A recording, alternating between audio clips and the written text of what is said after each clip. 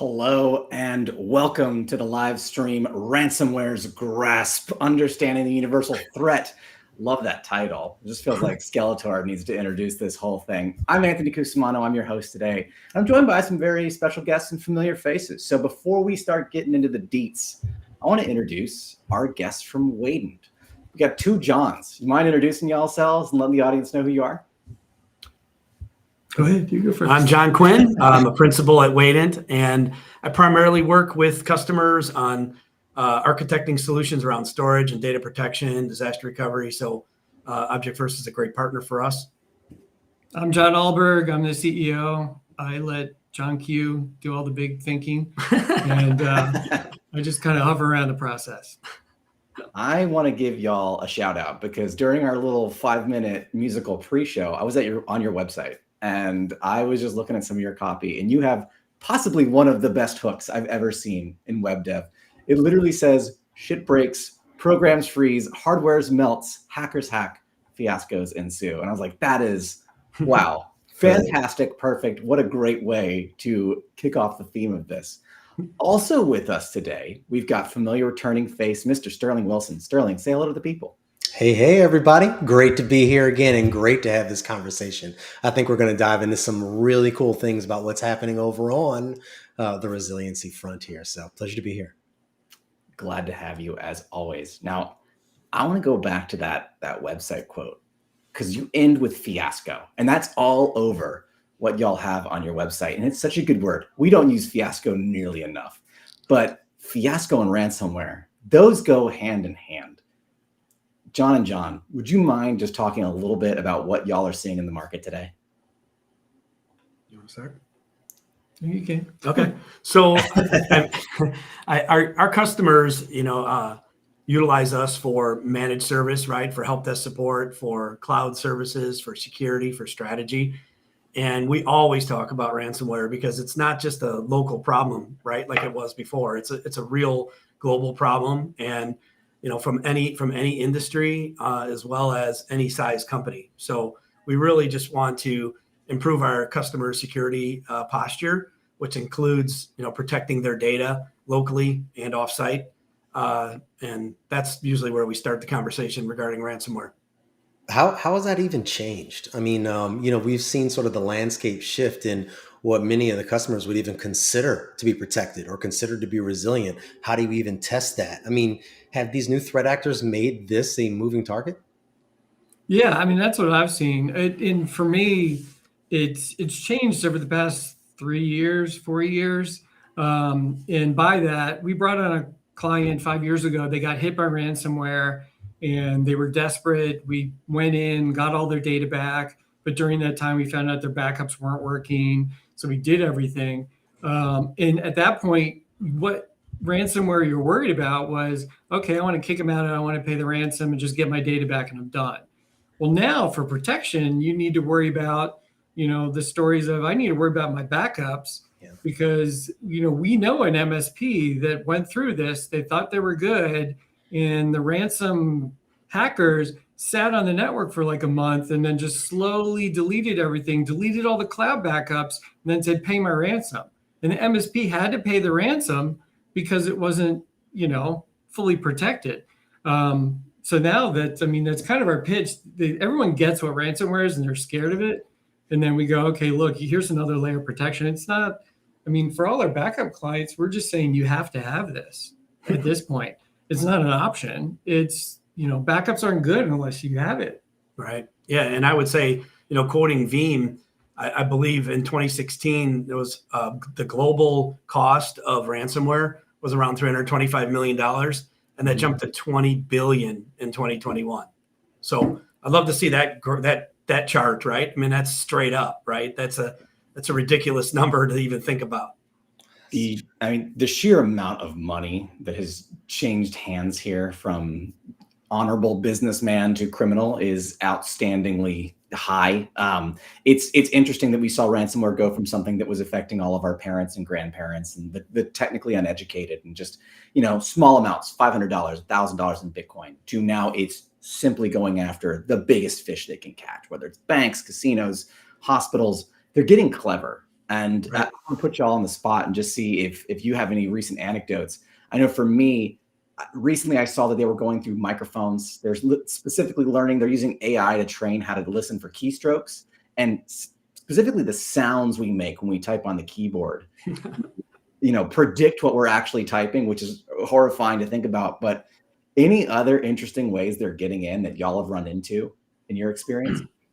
I mean, I can name a few. Like Sophos had a really good report that kind of described the customers that they engaged with regarding how they got ransomware, and it was like 13% were from phishing, and 3% were from brute force attacks. 1% was from a downloaded file, right? But the bigger numbers, malicious emails came in, were around 18%, 29% from a compromised credential, right? That's a big issue. And then the largest one was an exploited vulnerability, right? So that's 38%. I mean, that's a large number. So, when we talk to customers, we try to work on their entire security posture, right? So, and it starts with encrypting your workstations, with BitLocker, then using multi-factor authentication, then, doing vulnerability scans, Windows patching, right? Patch all your systems, including your applications. So there's multiple layers that a customer has to follow through. And then when you start talking about data protection, backing up locally, encrypting those backups, then backing up offsite, encrypting those, and then obviously putting them on some immutable storage, right? So there's just a lot of layers that a customer really needs to address. It's not just firewalls and antivirus anymore like it was 10 years ago, right? There's so many more exploits that they can get to. I think you. Oh, Go ahead, yeah. Tony. I was just going to say you kind of nailed it there, and it almost goes right back to my original question to you: is this landscape indeed a changing target? And really, the only way it seems to battle that, number one, is with a multi-layered approach, which is what we're discussing today. But number two is a huge one that I think you touched on, which is the constant education of the customers. They have to know not to click on something. We can set up barrier after barrier to protect every bit of data. And if every single way they say this person's good without triple checking, that's always going to be bad. So I think the fact that you touched on the education piece is key as well. Yeah, for our clients is key. Every new client we bring on, we kind of force them into what I call a security best practice. Sometimes we'll bring in lunch. The goal is to get everyone in a room. We go through our 4 pages of best practices and just tell stories and examples. Yes, if you've never talked to the CEO of your company and you suddenly get an email going, check out my vacation pictures, it's probably not true. And we just had a client do that like 3 weeks ago.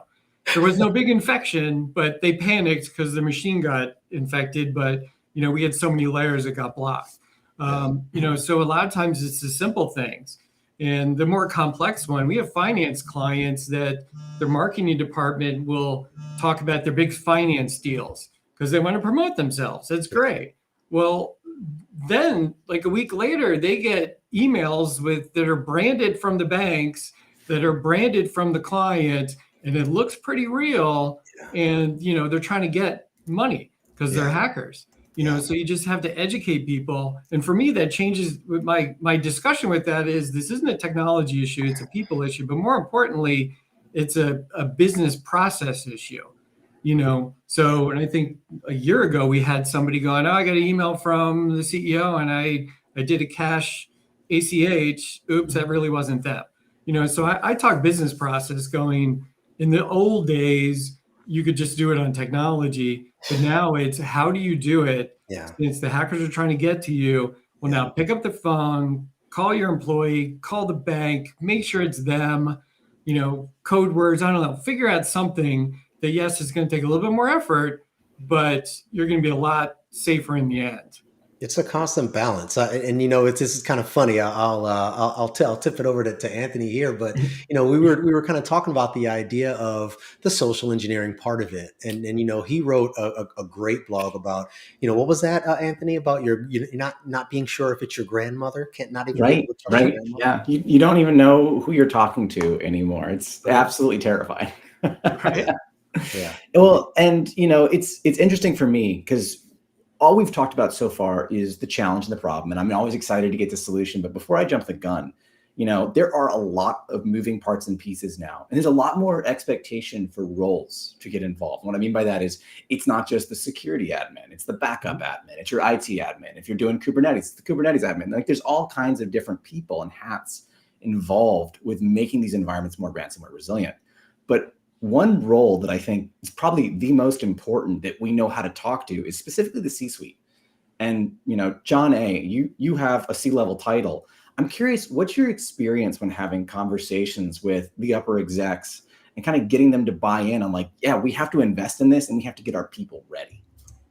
Yeah, the conversation kind of goes several different ways. One, I go in and go, look, I'm not a tech in the company. They don't let me be a tech anymore. I used to be a tech.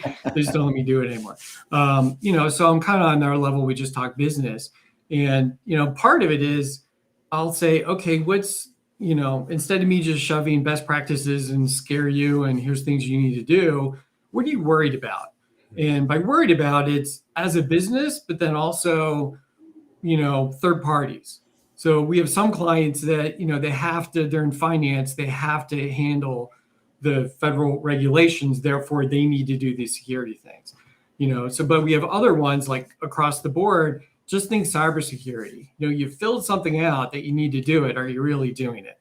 So the conversation, I try to make it, I don't know, pedestrian's the right word, that, here's something that you understand, cybersecurity, you have to have it. Here's things you need to do. And then the solution side, that's where I'm like, look, we'll deal with that. You don't have to worry about it. We'll talk to you. Here's what you say you need. Here's what we're going to do to address that. And we manage it all. We do it all.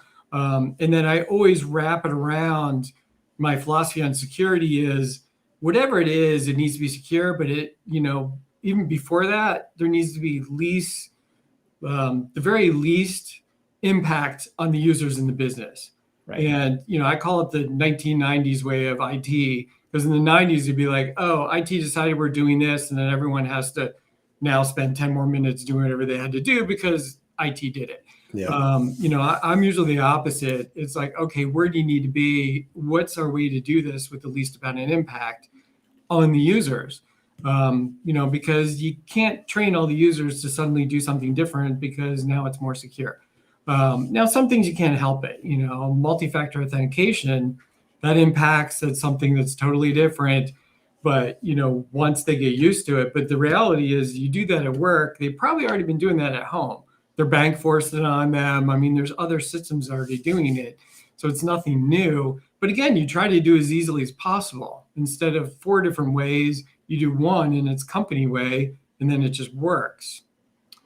Yeah, and I would just add that, and during some of those conversations, what usually comes out of it is that they really don't have a role in the company that handles building all of those policies and following up on them, right? So business continuity and disaster recovery and incident response, one, do they have that policy in place? And two, does somebody follow it and update it? Because half the individuals or roles that were in the company 10 years ago when you built it is not there anymore. They're not here. So you have to continually keep that up. Then once they build those plans, some of the technology falls into place, right? How do we manage that control by doing device encryption and backups at rest and et cetera. So then it kind of falls in logically after that.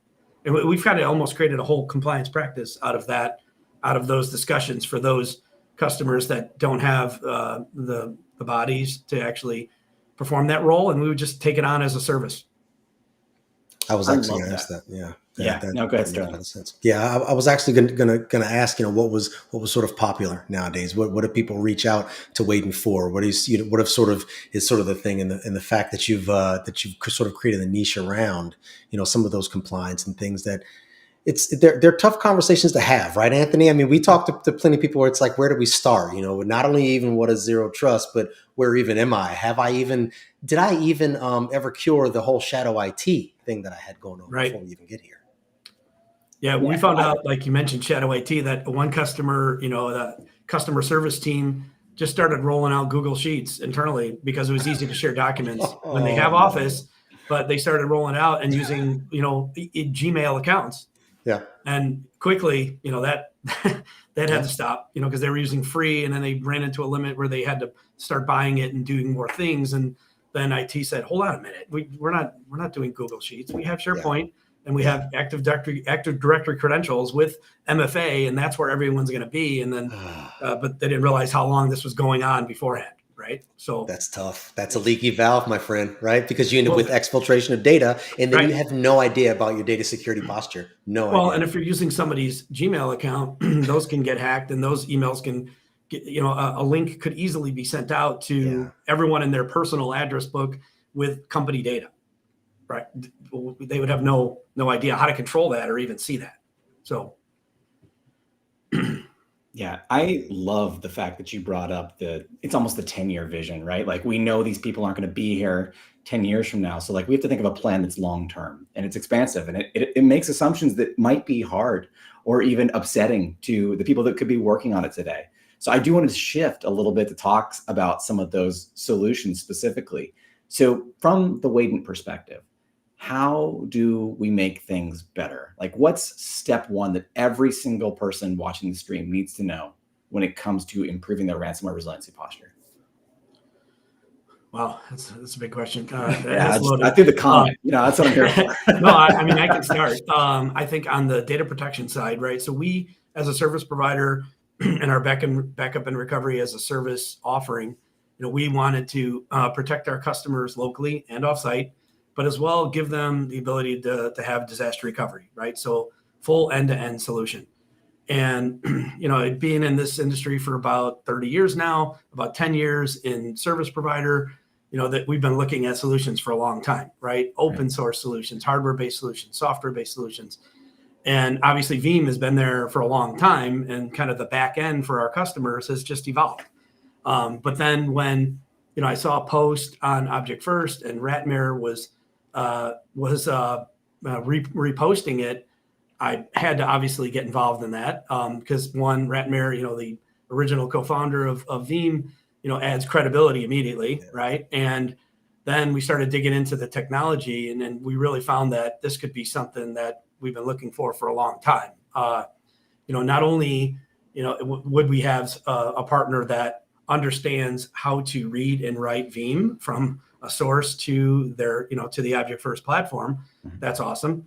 And then two, it doesn't really affect the customer's, source environment, right? Like John said, least impact. So we could immediately give our customers a better platform, more security, and increase our offerings in the back end without them even knowing, right? And we did that. And we really wanted to find, a solution that they actually want to partner with us as well, right? We're not just a small partner to them. They really want to go to market with us. They want to do marketing with us. They want to, engage us with their engineering resources and listen to us about what we see and how to make, the product even better. And then, we really realized that we found a solid solution when we actually started implementing it, right? Because not only is it simple to install, but it can be installed in a SMB architecture, and it's affordable for them, but at the same time it can scale to an enterprise. So that's great for us because then we can actually put one on premise at a customer, but scale our back end, or even find an enterprise customer that we can grow with. So that, it was just moving really well in a great, in a great direction. Then we found out some pluses on the back end where, as you continue to grow these clusters of object storage devices, they balance each other when you add new devices in. So that was new. We expected it, but we didn't see it until we, fully demoed it and then tested it. So we've been, very happy about the partnership, as well as the platform, as well as, the performance and scalability that we expected. And there's just, knowing what's out there, what's coming is even more encouraging. I love that. I was going to ask Sterling to talk about Object First, but you guys do such a good job. Oh, sorry. I can't even ask him to do that anymore. I mean, come on. Yeah. We can move on. I think they nailed it. It's pretty easy. I mean, that's the beauty of it, right? I mean, you really don't want some complex solution. We don't have the size and time to manage a complex solution. We want to drop it in, set it and forget it, and ensure that we have the protection, right? Yeah. And for me, it's interesting because, on the Object First side, I didn't dig into technology. Other people are doing that. I'm just kind of on the operation fringe side. And that was one of the very few platforms that we ever looked at and started using that I knew was going to be, rock solid success.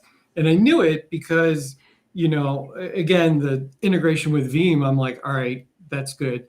But then I really knew it when the techs were in there configuring, doing testing, doing whatever they want. And all they kept on talking about was, oh my God, it just works so much better than anything else. Oh my God, this was just so easy. Oh my God, that really works really good. And they're excited about the platform. And again, I've only seen this like 3 times in the past 30 years, where it's like, here's this new thing that's like, okay, cool. But most of the techs are like, well, now I have to replace this and I got all this more work and it's horrible. That's usually the attitude, but I'm hoping it's better. And again, this is one of the few times where everyone around it and touched it was just like, I wish I could have had this years ago. Wow. Yeah. I mean, honestly, that's the entire point. I mean, even understanding, why it's necessary to sort of segment that backup data, you have to really kind of understand this whole idea of everything that we've talked about today. You providing that edge, you providing the perimeter, you providing the education, the enablement, tackling the shadow IT, where's your data coming from? And then ultimately making sure that you have your data saved somewhere where, you can recover in a timely fashion and your backup strings are okay. And so you're right, to keep that simple is just sort of the cherry on top. Right. I couldn't agree more. And I also just want to thank our audience for chiming in with some of these fun comments we've seen on the screen here. We appreciate it and keep the conversation going. If you have questions for John A., John Q., Sterling, or myself, put them in that chat. We're happy to get to them. And I also just want to call out real quick, if you want to see a complete end-to-end demonstration of exactly what the 2 Johns have been talking about, we do have our Box to Backup playlist, which you can watch on YouTube right now. It's actually 15 minutes. It's a complete configuration, and you can see exactly why John A. was saying all of his engineers are just going, oh my God, nonstop. So it's not fluff. We actually built this. Sterling, something you said, I want to draw attention to. You said segmentation, which is interesting because, we've recently been doing a lot of discussion and reading around zero trust data resilience. And I was wondering if you could just explain to all of us a little bit on what that is and just help educate on why folks need that.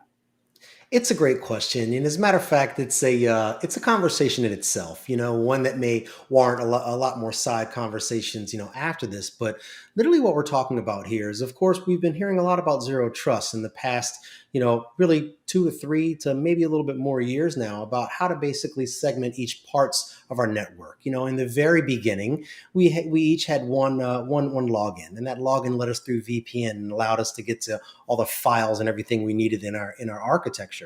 But as more of the bad guys started to break and steal our passwords and log in, we found that we've had to segment parts of our network and parts of our architecture to create stopgaps, to make sure that we have a traffic cop there saying, hey, are you allowed to be here? And to make sure that the authenticated person is really who they are. Stealing a password can still happen. So that's why we set up multiple factors, whether it's a face or whether it's another type of passcode or checking your email.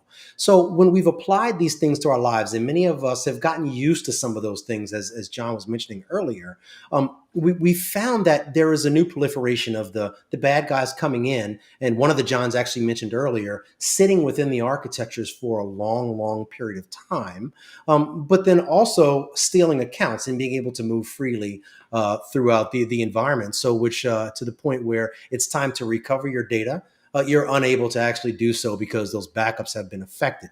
And that's sheerly based upon the fact of if one key if one key account is hacked, it can be used to get to all different parts of the network as well. And so you need to really treat your backups with that sense of segmentation, without access to those root directories, without access to change some of those multi-factor authentication pieces, so that it can remain resilient in a disaster. Yeah. Thank you, Sterling. And I do want to call out, if you'd like to learn more about the idea and the principles of zero trust data resilience, we do have a link for that too. It's a lengthy technical report, but you will learn a lot from it. And what I'll also say is everything that Sterling just described is the exact kind of setup and strategy you get when working with a partner like Waident. So the way that they gave us such that awesome pitch, I can throw it right back to them and say, when you partner with an organization like this, they're going to holistically look at everything you have and help make it more secure and more ransomware resilient. So I can't give enough shout outs all around to everyone on this call, because the work that we're all doing is truly to make our industry a better, safer place and give the hackers less billions of dollars. Can we just all agree that that needs to be the first step? Just give them less billions. Like, let's get down to millions. It's absolutely crazy.